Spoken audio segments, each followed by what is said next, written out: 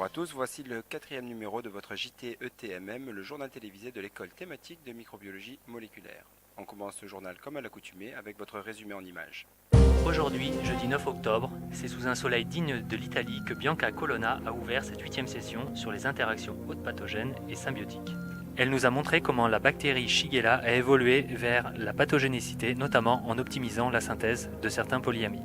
Christopher Corbinet et Daniel Vinella, qui remplaçaient Hilde Heureuse, qui elle-même devait remplacer Frédéric Fischer, nous ont ensuite parlé du pathogène Helicobacter pylori. Justine Lima nous a ensuite exposé son travail sur l'importance des systèmes toxines-antitoxines de la bactérie symbiotique Cynorhizobium meliloti, qui infecte cette plante au nom mystérieux Medicago troncatula. Après une pause écourtée par les intenses discussions scientifiques durant la précédente session, la matinée s'est poursuivie par un talk de Xavier Debol, qui travaille sur les cycles cellulaires de Brucella abortus, et qui nous a rassurés sur le fait qu'aucune chèvre n'avait souffert pendant cette étude. Céline Michard nous a ensuite parlé du rôle de l'EGK2 dans la pathogénicité de Legionella pneumophila. Finalement, la session s'est terminée par Susanna Salcedo, qui nous a également parlé de Brucella, où là encore, aucune chèvre n'a été sacrifiée sur l'autel de la science, pour caractériser de nouvelles protéines effectrices de l'infection. Après 2 heures à synthétiser de la mélanine au soleil, la session émergence en microbiologie s'est ouverte avec la présentation de Meriem El-Karaoui. Elle nous a présenté son étude sur l'expression stochastique des gènes par microscopie à molécules uniques, ou comment réconcilier les biologistes avec les maths et la physique. Nicolas Mirose nous a ensuite présenté comment MREB joue un rôle dans la compétence de Bacillus subtilis. Et finalement, Sarah Bigot a clôturé la session en identifiant un nouveau CDI chez Pseudomonas aeruginosa, plutôt inhabituel en ces temps de crise. Dans la session Expression du génome, Olga Soutourina nous a présenté ses travaux sur l'identification d'ARN régulateurs chez Clostridium difficile. La dernière session de la journée a été consacrée à un nouveau domaine, la protéogénomique. Jean Armango nous a conté l'histoire des 1001 protéines de Deinococcus deserti, et Julie Viala nous a révélé les liens étroits existant entre IACP, un acide carrière, et CypB appartenant au système de sécrétion de type droit de Salmonella. Aujourd'hui, Maël Delanoë reçoit un caribou. Ah, on m'informe dans mon oreillette que Maël Delanoë ne s'appelle pas Maël Delanoë, mais Maël Delannoy. Excusez-moi pour cette petite erreur. Maël Delannoy reçoit donc aujourd'hui Yves Brun. C'est à toi Maël. Merci JR d'avoir rétabli la vérité sur mon nom de famille. Donc aujourd'hui nous recevons Yves Brun qui nous vient tout droit des États-Unis. Et Yves, je voudrais te poser une question. Est-ce que les bactéries canadiennes sont plus polies qu'ailleurs ? En fait, je me demande pourquoi tu me poses cette question. Tu as l'impression que les Canadiens sont plus polis que les Français alors ? Non, c'est juste, généralement, il y a souvent des stéréotypes qui sont liés aux nationalités étrangères. Apparemment, nous sommes très séduisants, très romantiques. Par contre, les Canadiens sont plus polis. Est-ce que c'est vrai également pour les bactéries ? Est-ce que ça veut dire donc que les Canadiens sont moins séduisants et moins romantiques ? Non, mais il faut étudier la question, donc la question de la politesse des bactéries. Donc, je pense que c'est une étude à faire. Il va falloir donc voir si, par exemple, les bactéries pathogènes canadiennes demandent la permission de l'hôte avant de l'infecter. Et comment vous imaginez qu'on pourrait expérimenter ça ? Il faut d'abord aller faire des collections de bactéries, isoler des bactéries de toutes sortes d'environnements intéressants. Donc moi, je préconise les vignobles, par exemple, et tester la politesse de ces bactéries. Ok, très bien. Merci pour cette question. Vous nous avez montré hier vos travaux qui consistent en l'étude de la morphologie des bactéries. Et on peut se demander si, par exemple, à long terme, vos travaux pourraient aboutir à ce qu'on soit capable de contrôler la morphologie de ces bactéries. Et on pourrait par exemple imaginer qu'on puisse commander et acheter des bactéries à notre effigie. Qu'en pensez-vous ? En fait, c'est intéressant parce que c'est un peu comme ça que ça a commencé. C'était un peu mon rêve. Donc, quand j'étais en postdoc chez Lucy Shapiro, j'ai fait un mutant où les cellules, il y avait beaucoup de cellules qui avaient la forme en Y. Donc, J'ai fait un mutant à un moment donné et j'ai regardé au microscope, il y avait plein de cellules en forme de Y. Et donc, les cellules essayaient de me dire quelque chose. Il y avait un message, essayaient d'épeler mon nom.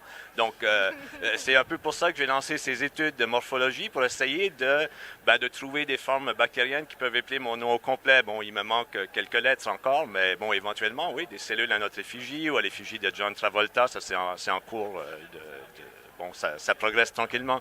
Donc, je pense que oui. Mais un peu plus sérieusement, la forme des bactéries influence des tas de trucs comme, par exemple, leur capacité d'incorporer différentes molécules nutritives, mais aussi des molécules qu'on voudrait pouvoir dégrader. Donc, on peut imaginer optimiser la forme des bactéries pour aider en biorémédiation, par exemple, et des trucs comme ça. Donc, oui, notre image, mais aussi des applications un peu plus pratiques. Très bien. En gros, affaire à suivre. Dans un dernier temps, je voudrais savoir si tu avais un message à faire passer au comité d'organisation. Ouais, j'en ai quelques-uns. Il faudrait trouver un moyen de contrôler le vent un peu pour que ça stabilise l'arrière-scène et pour qu'on puisse faire des activités nautiques. Moi, je suis très déçu étant donné que j'ai grandi sur le bord de mer au Canada. Je sais, j'ai cru comprendre que parce que c'était une école, on n'a pas le droit d'avoir de sessions de posters, mais il faudrait quand même trouver un moyen détourné d'avoir des sessions de posters pour maximiser l'interaction entre les étudiants et les chercheurs un peu plus chevronnés ou avec des cheveux un peu plus gris, par exemple. Et finalement, de continuer d'avoir plusieurs présentations pour les étudiants parce que j'ai vraiment été impressionné par la qualité et des présentations et de l'échange des réponses aux questions. C'est vraiment super. Donc, en fait, je prendrai d'autres postdocs français n'importe quand. C'est très bon à savoir, notamment pour moi. Merci Yves et à ce soir.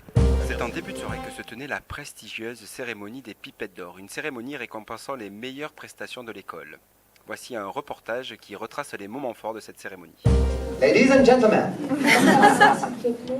Ouais. Oui, pardon, bonne politique. Mesdames et messieurs, c'est en français. Nous avons l'honneur de vous présenter la première cérémonie des Pipettes d'Or.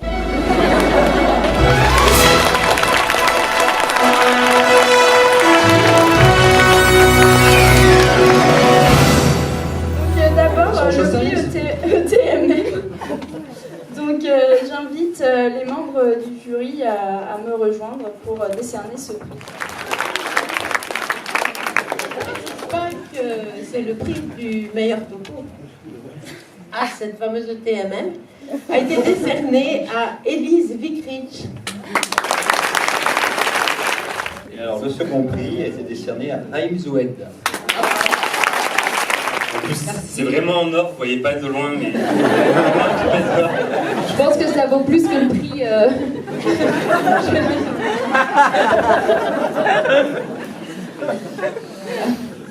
Merci à tous les membres. Merci aux membres du jury.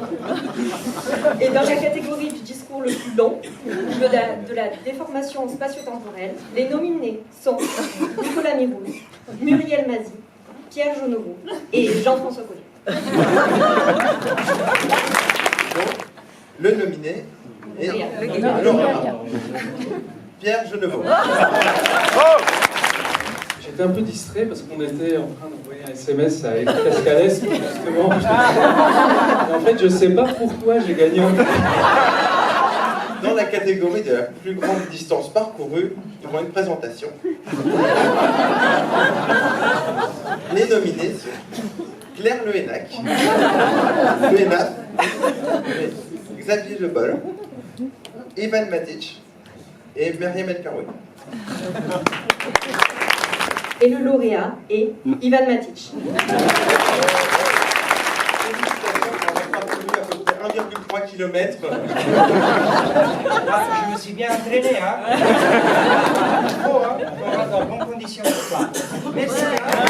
Et dans la catégorie du plus bel accent francophone, bien que le choix ait été très difficile, les nominés sont Bianca Colonna, Olga Soutourina, Yves Brun et David Litch.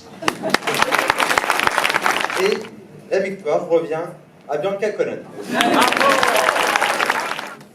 Merci Merci beaucoup et je suis vraiment surpris qu'en France il y a autant d'épipatologies. Donc,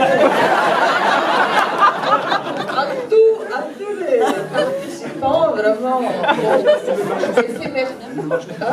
ne marche plus. Je suis déçue. Et également vous remercier vous tous parce qu'au final, sans vous, on ne serait pas là non plus.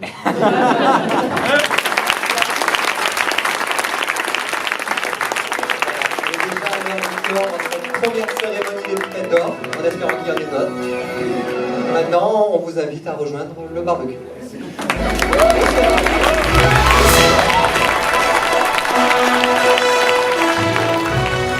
Ce quatrième JTETMM s'achève, l'occasion de découvrir cette dernière séquence. La question que t'as qu'une phrase pour répondre. Pourquoi la recherche en microbiologie? Parce que les bactéries, c'est très joli. Ouais, bon, quand j'ai commencé, il n'y avait presque que la microbiologie. Et maintenant, il n'y a presque pas de microbiologie. Alors bien, je reprendrai une citation de mon ancien mentor, Cécile Vandersman. Avec les bactéries, je me sens beaucoup moins coupable de tuer qu'avec des patients. Perché si può andare a Roma. La question que t'as qu'une phrase pour répondre. Eh bien, c'est pour la généalogie. Alors pourquoi la généalogie? Parce qu'on a tous des gens dans notre famille qui s'amusent à faire de la généalogie, mais ça remonte pas bien loin au niveau des générations. Et moi, ce qui m'intéresse, c'est nos ancêtres les plus lointains. Je veux savoir si je descends d'un Bacillus subtilis ou d'un Escherichia coli. Vu la crève que j'ai chopée ici, je dirais que pour l'instant, c'est peut-être plutôt d'un streptocoque. En tous les cas, grâce à la conf d'Yves Brun qui était absolument géniale, on a tous appris que un de nos contemporains descend d'un autre ancêtre bactérien, et si je fais ce signe-là, je pense que vous l'aurez tous reconnu.